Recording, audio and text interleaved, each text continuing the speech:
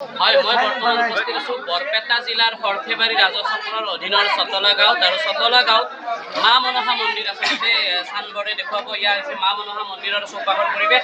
আৰু মা মনসা মন্দিৰত আচলতে এনেদৰে ৰাইজ সমবেত হৈছে।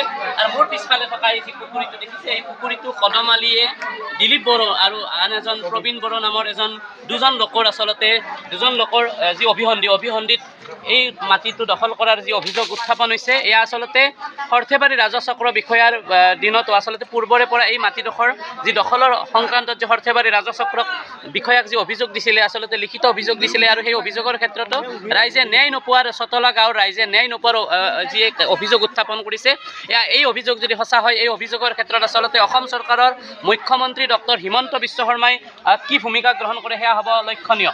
এই মন্দিৰ হৈছে সেইটো পুখুৰী, যিটো পুখুৰীৰ মাটি দখল কৰিছে কদমালী নামৰ এগৰাকী পূৰ্ববংগীয় লোকে। আচলতে ইয়াৰ যি স্থানীয় লোকসকল যথেষ্ট শংকিত হৈ পৰিছে।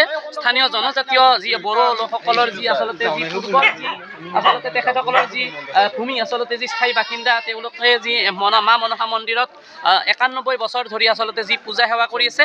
আৰু যোৱা কিছু বছৰ ধৰি 4-5 বছৰ আগৰ পৰাই এই মাটি দখল কৰিছে কদমালী নামৰ এগৰাকী পূৰ্ববংগীয় মূলৰ লোকে দখল কৰাৰ অভিযোগ উত্থাপন কৰিছে। দিলীপ বড়ো নামৰ এগৰাকী লোকে আৰু প্ৰবীণ বড়ো আৰু দিলীপ বড়ো নামৰ দুগৰাকী লোকে আচলতে এই মাটি তেওঁক বিক্ৰী কৰাৰ যি আচলতে অভিসন্ধি কৰিছিলে। আৰু এই বিক্ৰীত সেই সময়ৰ চক্ৰ বিষয়া আৰু লাট মণ্ডল জড়িত থকাৰ অভিযোগ তুলিছে ৰাইজে। আমি ইয়াৰ স্থানীয় লোক আছে, জানিব চেষ্টা কৰিম। কি ক'ব এই যি মাটি আপোনালোকৰ দখল কৰিছে? মাটিটো দখল কৰাটো তাৰমানে কদমালী যিটো বা দখল কৰি আছে নহয়, হয়, তেখেতৰ তাৰমানে যিটো আমাৰ ৰাজৰ তাৰমানে মাটি, চৰকাৰী মাটি, এইখিনি যে আমাৰ মুক্ত কৰি দিয়ে, চৰকাৰী মাটি আছিলে, দখল কৰিছে কদমালী। কোনে বিক্ৰী কৰিছিলে কদমালীক মাটিখিনি? কদমালীটো বিক্ৰী কৰা হৈছিলে দিলীপ বড়ো নামৰ আৰু প্ৰবীণ বড়ো নামৰ দুজন ব্যক্তি। তেওঁলোক কোন আছিল? আমাৰ দিলীপ বড়োটা আমাৰ সভাপতি আছিলে। তেখেতৰ দিনতে তাৰমানে মাটিখিনি তাৰমানে আমি এপ্লাই কৰিছিলোঁ। তেওঁ নিজে কৰিছিল। তেখেত ইয়াত নাই। তেখেত এতিয়া বৰ্তমান মাটিখিনি, তেওঁৰ নিজৰ মাটিখিনি, বাপেকৰ সম্পত্তিখিনি বিকি কেনে বেলেগ আনঠাইলৈ গুচি গ'ল। হয় নে? তাৰ পাছত আকৌ এইখিনি কিবা ভাবি কিনে দখল কৰিব কাৰণে চেষ্টা কৰি ৰাজহুৱা মাটি আছিলে। মাটিখিনি আমাৰ সৈতে আন এগৰাকী স্থানীয় লোক আছে, আমি জানিব চেষ্টা কৰিম কি হৈছিল আচলতে, কেনেকৈ পালে মাটিখিনি কদমালী? আমি মনসা পূজা থানটো ইয়াৰ পৰা খান্দি কিনে এতিয়া আমি ভৰ্তি কৰিছিল। এইখিনি মাটি আপোনালোকৰ বুলি ভাবে আপোনালোকে? চৰকাৰী মাটি আছিলে, চৰকাৰী আছিল, কিন্তু কদমালী দখল কৰিছে। সৰু কালত মানে আমি খেলিছিলো।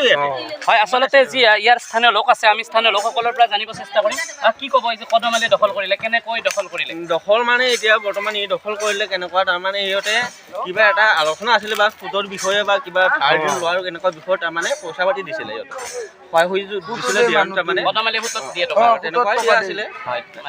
সিহঁতে এতিয়া সুধিলে মানে নিদিয়া বুলি কয়, নিদিয়া বুলি কয়। প্ৰবীণ বড়ো আৰু দিলীপ বড়োই তেখেতৰ নামত থকা বুলি চৰকাৰী মাটি কেনেকুৱা থাকিব, কাৰো নামত নাই ছাৰ। হয়, আচলতে চৰকাৰী ভূমি, আচলতে মা মনসা মন্দিৰৰ যি পূৰ্বৰ পৰা চলি থকা চৰকাৰী ভূমি, চৰকাৰী ভূমি প্ৰবীণ বড়ো আৰু দিলীপ বড়োই যি ষড়যন্ত্ৰমূলকভাৱে বিক্ৰী কৰিছে কদমালী নামৰ এগৰাকী পূৰ্ববংগীয় লোকক। আৰু কদমালী নামৰ পূৰ্ববংগীয় লোকে এই মাটিখিনিত আচলতে দখল কৰিছে, দখলী স্বত্ব লৈছে। আৰু এই দখলী স্বত্বৰ ক্ষেত্ৰত সৰ্থেবাৰী ৰাজচক্ৰ বিষয়াক যি আচলতে বড়ো মূলীয় যিসকল আচলতে জনজাতীয় লোক আছে, তেখেতসকলে অভিযোগ প্ৰদান কৰিছিলে। স্থানীয় বাসিন্দাসকলে ইয়াৰ যি অভিযোগ উত্থাপন কৰাৰ পিছত মাটিখিনি আচলতে লাভ কৰিবলৈ সক্ষম হোৱা নাছিলে। আৰু লাভ কৰিবলৈ সক্ষম নহয় আচলতে মাইনো যেনেকৈ আমাক ইয়ালৈ অনুভৱ কৰিব পাৰিছিল। আচলতে ইয়াত 300 ঘৰ আচলতে বড়ো মূলীয় মানুহ আছিলে। আৰু তাৰপিছত এতিয়া প্ৰায় মাত্ৰ 30-35 ঘৰ বড়ো লোক আছে ইয়াত। আৰু 30-35 ঘৰ বড়ো লোক থকা এই গাঁওখনত আচলতে মানুহখিনি আচলতে স্থানীয় লোকসকল সংকেত কৰিছে। আৰু তেওঁলোকক আগ্ৰাসী ৰূপত আচলতে যি পূৰ্ববংগীয় লোকসকল আছে, তেওঁলোকে ইয়াৰ বিভিন্ন ধৰণৰ বিল জলাশয়ৰ মাটি, আচলতে সৰ্থেবাৰী ৰাজচক্ৰৰ বিল জলাশয়ৰ মাটি দখলৰ যি এক অভিযোগ উত্থাপন হৈছে, এই অভিযোগৰ আচলতে তদন্তৰ ক্ষেত্ৰত অসম চৰকাৰৰ মুখ্যমন্ত্ৰী হিমন্ত বিশ্ব শৰ্মাৰ পৰা তেখেতসকলে যি ন্যায় বিচাৰিছে, আৰু ন্যায় বিচাৰি তেখেতসকলে ইয়াত আমাক মাতি পঠিয়াইছিলে। আৰু আমি ইয়ালৈ আহি আচলতে ৰাইজৰ যি অভাৱ অভিযোগ আমি লক্ষ্য কৰিছিলোঁ। আৰু তেখেতসকলে চক্ৰ বিষয়াকে ধৰি লাট মণ্ডলকে ধৰি বিভিন্ন লোকৰ যি আচলতে লোকক লৈ যি আচলতে তেওঁলোকৰ যি অভিযোগ আছিল, আৰু সেই অভিযোগৰ ক্ষেত্ৰত তদন্ত কৰি এই যি আচলতে ৰাইজৰ যি ন্যায় প্ৰদানৰ ক্ষেত্ৰত কি ব্যৱস্থা গ্ৰহণ কৰে। বেদখলত আছে আপোনালোকৰ এইফালত? আমাৰ ইয়াত চতলা গাঁৱত মোটামুটি 30 বিঘামান মাটি তাৰমানে বেদখল কৰিছে। কোনে বেদখল কৰিছে মাটিখিনি? একেটাই কৰি আছে। মানে বঙালী মানুহে কৰিছে। বহু মাটি আছে। কি বিচাৰে আপোনালোকে এতিয়া? চৰকাৰী মাটি। হয়। এতিয়া আমি ৰাইজৰ বিষয়েদি আমি চৰকাৰৰ হেৰি সহায় সহযোগ বিচাৰি আমাৰ যাতে মানে এই চৰকাৰী মাটিবিলাক তাৰমানে হেৰি বেদখল মুক্তটো কৰে যাতে তাৰ বাবে আমি তেখেতক অনুৰোধ আছে আমাৰ ইপিনে তাৰমানে আজি 3 বছৰ ধৰি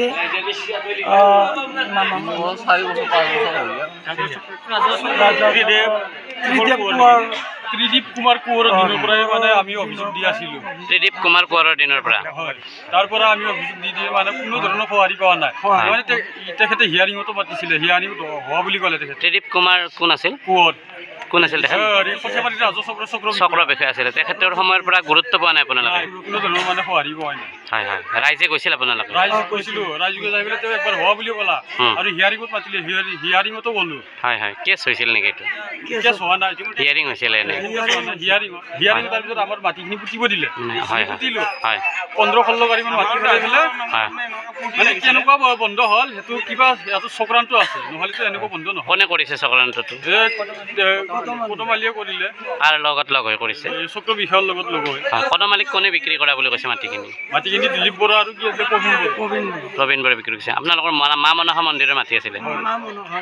হয় হয়। কিমান বছৰ ধৰি আপোনালোকে মনসা পূজা পালন কৰি আছে? 91 বছৰ। 91 বছৰ হ'ল। পালন কৰা হয়। এতিয়াৰ পৰা আপোনালোকৰ দখলত আছিলে? এতিয়া তেওঁলোকে দখল কৰি বছৰ কিমান হ'ল দখল কৰা? 3 বছৰ হ'ল। 3 বছৰ হ'ল। 3 বছৰ ধৰি দখল কৰি আছে? 3-4 বছৰমান হ'ল। হয়। 3-4 বছৰ দখল কৰিছে। হয়। কি বিচাৰে আপোনালোকে এতিয়া? আমি এতিয়া ন্যায় বিচাৰোঁ। ন্যায় বিচাৰি পেলাই যাতে মুখ্যমন্ত্ৰীৰ এই নিউজটোৰ জৰিয়তে আমি মুখ্যমন্ত্ৰী ডাঙৰীয়াক অনুৰোধ কৰিছোঁ যাতে আমাৰ সমস্যাটো সমাধান কৰি দোষীক উপযুক্ত শাস্তি দিয়ে। ঠিক আছে। পূৰ্বৰ পৰাই আমি ইয়াতে উদযাপন কৰি আহি আছে, গতিকে আমি সকলো ৰাইজকে অনুৰোধ জনাবলৈ বিচাৰিছোঁ যাতে আপোনালোকৰ পুখুৰীৰ কিবা গোলমাল থকা বুলি কৈছে, কি আছে? পুখুৰীটোৰ গোলমাল আমাৰ প্ৰেচিডেণ্ট ছেক্ৰেটাৰী ক'ব। হয় হয়। কি হৈছে? গোলমাল এনেকুৱা যে দালাল ব্যক্তিসকলে তাৰমানে আমাৰ মনসা মন্দিৰৰ মাটি দখল কৰিছে আপোনালোকে? সেইটো আমি আগৰ পৰাই তাৰমানে দখলত আছিলে।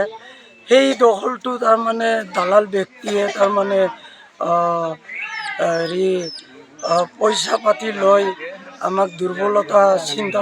কি নাম আছিলে তেখেতৰ? নাম কি আছিলে? তেখেতৰ নাম দিলীপ বড়ো আৰু কদমালি আৰু তাত আছে আমাৰ হেৰিয়া আমাৰ গাঁৱত নাই বৰ্তমান প্ৰবীণ বড়ো।